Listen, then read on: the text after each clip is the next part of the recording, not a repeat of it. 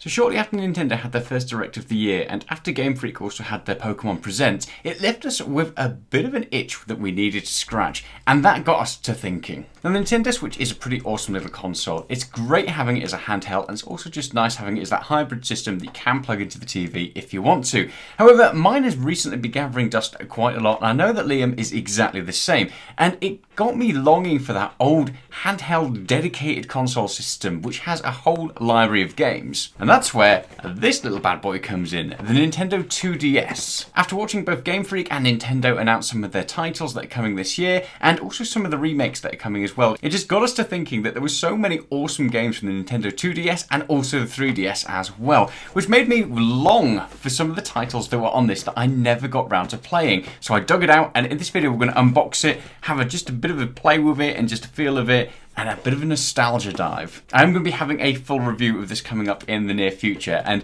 just discovering whether or not something like the Nintendo 2DS as a system or the 3DS system is still worthwhile picking up in 2021, especially versus something like the Nintendo Switch. So this console edition has kind of been stuck in my garage for a very long time now, and it is the Alpha Sapphire version, so it comes pre-loaded with Pokemon. And like we said at the beginning, one of the things that we always find whenever Nintendo or Game Freak has an announcement is purely that we end up longing for all sorts of different titles that just don't get an announcement for a remake. So it just made us think, why don't we just, get a 2DS or a 3DS and play through some of those titles? And luckily I had one kicking about that I barely ever played. And so let's pop that aside for now and just see what you get included. Now, as you can see, mine's in pretty good nick, and in fact I didn't really get much use out of mine originally. I got it for all the Pokemon titles, which again is one of the great things about it. So you get all your literature, your quick instructions, start guide, operations manual, and you get these augmented reality cards as well, which you can use with the cameras on these. Now, one of the great things about the 2DS and the 3DS is just the absolute massive library of games that you can get.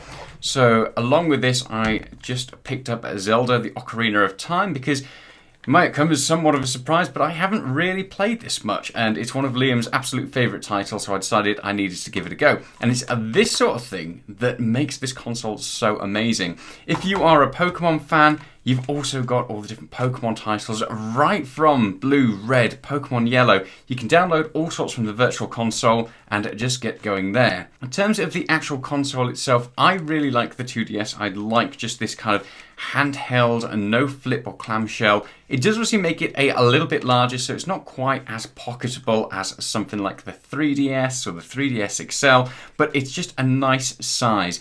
You've got obviously the front-facing camera on the top there as well, and on the rear you've got your two cameras as well. So it's an interesting and nifty little console. This version of it is this kind of half see-through plastic, so you can see the internals of it. And then you've got your SD card slot on the side, and also something that I completely forgot this even had was the stylus as well, because the dual screen setup on these, obviously you've got the larger screen at the top there for most of your gameplay, but then you've got the touch screen here as well.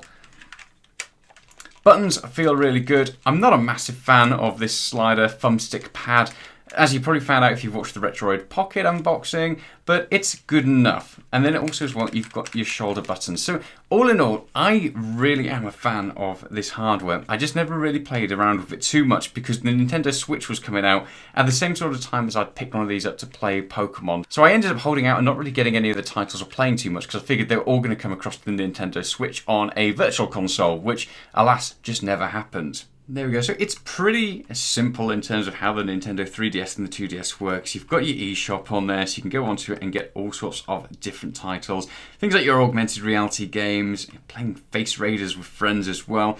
And then obviously this one comes with Alpha Sapphire already included with it. It's a great little console. It feels really good in the hands. It's not too heavy, and there are just so many things on there that you can play. Like I said, you also have the Virtual Console on there, so I've got Pokemon Yellow installed from ages ago when I used to play on it. And you can play so many different titles with this. Let's pop open the eShop just to kind of give you an idea of all the different titles available on this system. It's just one of those things that kind of still boggles the mind that the original Pokemon games aren't available on the Nintendo Switch unless you play something like Pokemon Let's Go Eevee or Pokemon Let's Go Pikachu, and it just isn't the same as being able to play the original games.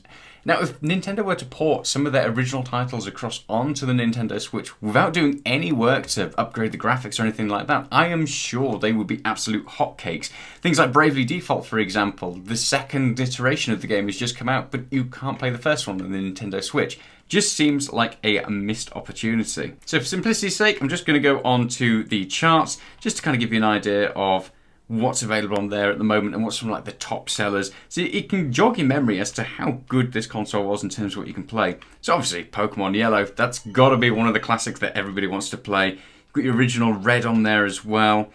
And then things like your Super Mario, Crystal. Scroll on through, you've got some more Zelda games on there, some more Pokemon games. So many amazing titles on this thing that you can just play and pick up.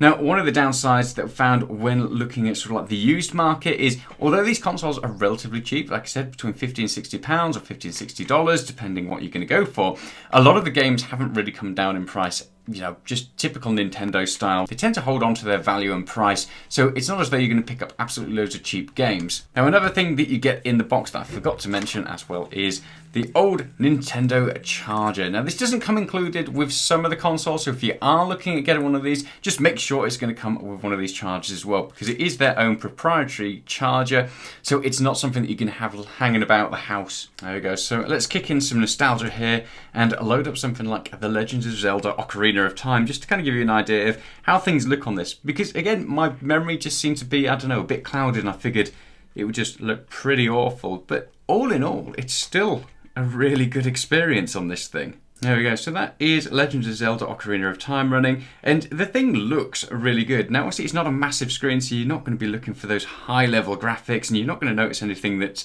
looks particularly out of place, but it plays really well. There's no frame rate stutters, as you'd expect.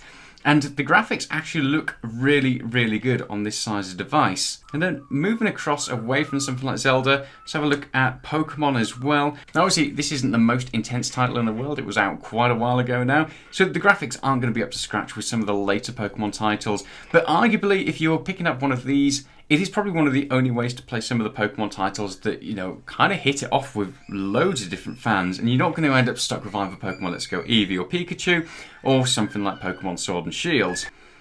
There we go, so that is Pokemon Alpha Sapphire running, and again, it looks pretty good, and I just really enjoy these sort of classic old school type Pokemon games. They might be older now, but they're feature rich, and there is all sorts to be able to do, and they still look really good. There you go, I have no idea. Oh, I have a Mewtwo available apparently. I've not played on this in a very long time. Now, one of the things I really appreciate about these sort of devices, again, is the ability just to kind of be able to pop it across into sleep mode. So having young children, you might even be able to hear one of them screaming in the background. You know, you can pick up a game, start playing it, and then just literally slide that across, and that will pause the game where it was. Slide it back over when the children have stopped screaming, and bam, you are ready to pick up and play again. Also as well, when you go home, it just suspends what's playing in the background so that way you can navigate things around if you want to, but then you can resume it and go back to the software that you were playing. So yeah, plenty to be able to do on this, and an amazing little system. So as always, I really hope you've enjoyed this video, and if you have, hit that like and subscribe button. We are going to be doing a full review of this, like I said at the beginning, and discovering whether or not it's worthwhile picking one of these up in 2021, and just kind of going through some of the things that we really like about it and some of the things that we dislike about it as well. So be sure to catch that in the future. In the meantime, stay safe. Let us know in the comments on what your favourite titles on something like the 2DS and 3DS are, and we'll make sure we have a look at those and explore them in the future. Stay safe, and we'll see you soon. Bye.